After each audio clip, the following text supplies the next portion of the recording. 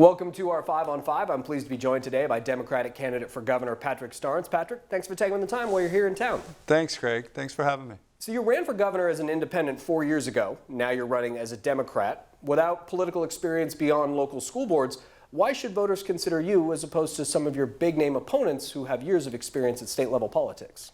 Well, I think it's the exact reason why people are ready for somebody who hasn't been there for the past 15 years, because we don't want 15 more years of the same thing.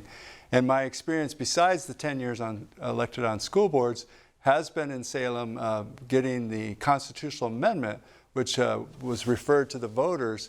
In 2020, we passed that constitutional amendment, which allowed us to finally set campaign finance limits, because we're one of 5 states with no limits at all, like Mississippi. So it's time for an outsider to help guide, especially a rural Democrat who's from Southern Oregon originally, to be in the governor's house. Homelessness is a problem here in Southern Oregon as it is in much of the state. How would you fix the situation if you're elected governor?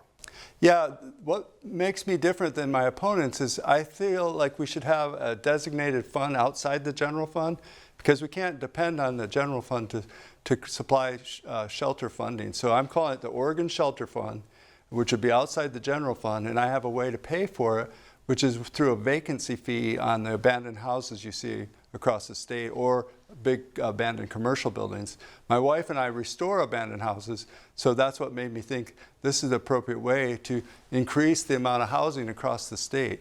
And also that money, once it's in the Oregon Shelter Fund, would allow us to do to match those dollars with the federal dollars and local dollars, because Oregon as a state has been weak with reliable funding for our unhoused people.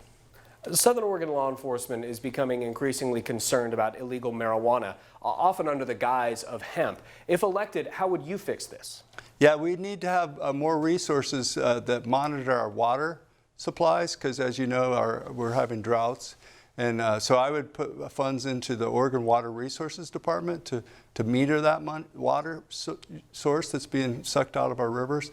And I'd partner with the local law enforcement to monitor and to bust those illegal grows. We're going to take a quick commercial break. We'll have much more with Patrick in just a moment. Stay with us. Welcome back to our 5 on 5. Again, we're here with Democratic candidate for governor Patrick Starnes. Patrick, what would be your first act if you are elected governor?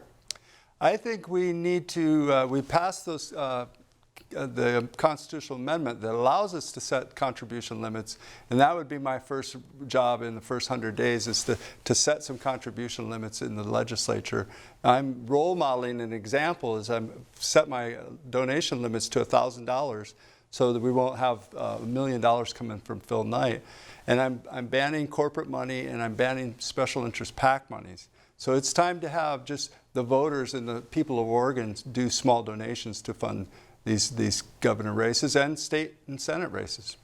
What would you do as governor to ensure Southern Oregon summers aren't smoked out for days upon days each year?